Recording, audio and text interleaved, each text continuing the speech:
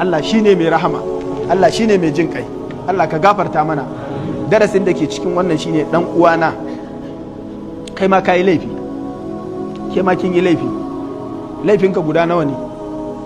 In ka tara laifukanka ko da sun kai yawan irin na banu Isra'ila, aka ce musu ku ce hitta zan gafarta muku, wallahi kai ma dan al'ummar annabi Muhammad sallallahu alaihi wasallama in ka ce Allah na yi laifi ka gafarta mun, Allah zai yafe maka.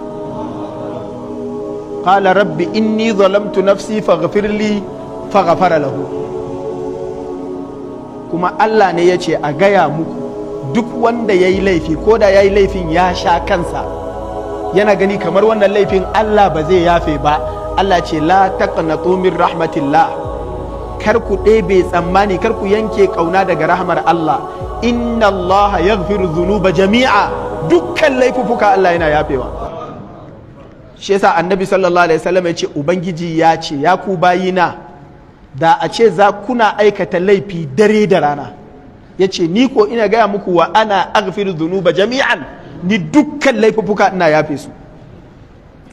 Kuma Allah ya ce a gaya mana cewa da za ka aikata laifuffuka lau balagha dhunubuka ananas sama, da laifuffukanka za su cika sararin sama ta yadda yawansu in mutum ya daga kai soro har ya je sama duk laifi ne. Allah ya ce idan ka zo baka shirka kuma ka nemi gafara ta, ghafartu laka wala ubali, zan gafarta maka kuma ban damu ba.